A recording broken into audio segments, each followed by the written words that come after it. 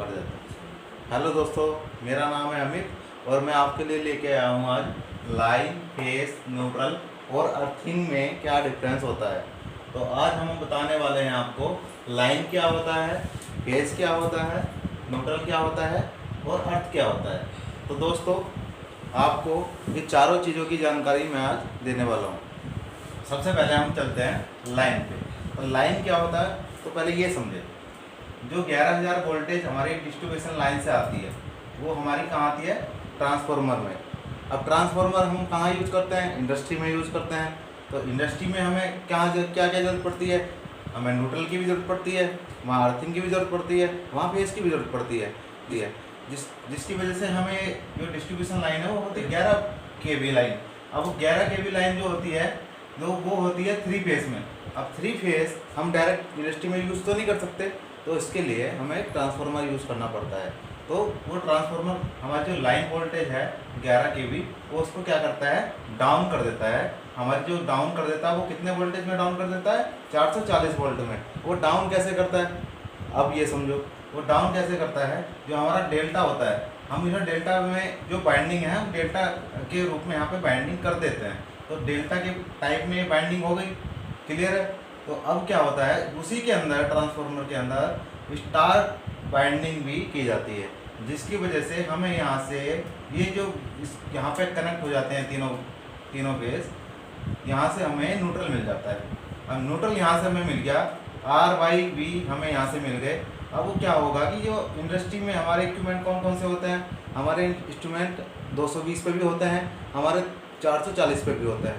अब हमारी जो 440 इक्विपमेंट क्या होते हैं, 3 फेस मोटर हो गई या 3 फेस मशीन्स हो गई, ये सब हमारे इक्विपमेंट होते हैं। और जो 220 वाले होते हैं वो 220 की मशीन भी होती हैं और काफ़ी सारे इक्विपमेंट 220 पे चलते हैं। और हमें जो पावर सॉकेट वगैरह चाहिए होते हैं, सप्लाई वगैरह चाहिए, तो वो भी 220 पे हमें चाहिए होती है। तो डिस्ट्रीब्यूशन लाइन हमारी यहाँ से कनेक्ट होकर कहाँ एक ट्रांसफार्मर में आ गई। हमारे ट्रांसफार्मर ने हमें क्या 440 वोल्टेज और 220 वोल्टेज हमें दे दी। अब 220 वोल्टेज तो हमें दे दी, अब क्या होगा, न्यूट्रल हमें मिल गया है, फेज भी हमें मिल गए हैं। अब हमारी बारी है अर्थिंग की। अर्थिंग का काम क्या है, अर्थिंग क्या होता है, जब हम 3 फेस में हम लोड कनेक्ट करते हैं ना, तो उसकी वजह से क्या होता है, यहाँ पे कुछ करंट फ्लो होने लग जाता है। ये पीक पॉइंट होता है, इसका जो बीच का पॉइंट होता है ये न्यूट्रल कहलाता है। न्यूट्रल से ही हमारा जो इक्विपमेंट है 220 वोल्ट पे हमारा वर्क करता है। तो अब इसको क्या करना होता है, अब ये फेस, जब ये तीनों फेस पे हम लोड डालते हैं तो यहाँ पे क्या होता है, वोल्टेज, कुछ वोल्टेज मान लो 2.1 ये समथिंग ऐसी कुछ वोल्टेज लीकेज होती है। अब वो लीकेज वोल्टेज या तो इससे भी ज़्यादा भी हो सकती है, जिससे हमारा इक्विपमेंट में कुछ फॉल्ट आ सकता है, क्योंकि उसमें कंपोनेंट लगे होते हैं छोटे छोटे, तो जिससे वो ख़राब हो सकते हैं। तो उसके लिए स्मूथ करने के लिए हमें क्या करना पड़ता है, इसको हमें ग्राउंड करना पड़ता है। वो कंपलसरी है, नहीं किया तो हमारा अच्छे से सिस्टम काम नहीं करेगा। तो इसके लिए हमें क्या करता है, एक पिट लगानी पड़ती है अर्थिंग की, वो हमें इससे ग्राउंड न्यूट्रल को किया जाता है। तो अब आपको ये समझ में आ गया होगा कि अर्थिंग क्या है, न्यूट्रल क्या है और फेस क्या है। अब फेस का जो डिफरेंस है वो R और Y के बीच का जो डिफरेंस है वो 440 वोल्ट है। ऐसे ही हम Y और V के बीच का डिफरेंस चेक करेंगे, वो भी 440 आएगा। वो तीनों फेस का जो बीच का डिफरेंस है वो 440 ही हमारा होता है। वो क्यों होता है, क्योंकि हमारा इक्विपमेंट 2 ही फेस को चेक कर सकता है वन टाइम में। तो हमारा जो इक्विपमेंट 200 जब चेक करेगा, हमारी वोल्टेज कितनी आएगी, 440 वोल्टेज। और जो अब न्यूट्रल और फेस में हम जब चेक करेंगे उससे, तो हमारी जो वोल्टेज आएगी 220 वोल्टेज वो दिखाएगा, ठीक है। और जब उसके बाद ये न्यूट्रल और अर्थ के बीच का जो डिफरेंस है, इनके बीच का जो डिफरेंस है वो हम चेक करेंगे। यहाँ पर कुछ लीकेज करंट तो होता ही है, पर यह है कि इसको हम स्मूथ करने के लिए हम लोड को बैलेंस करना पड़ता है।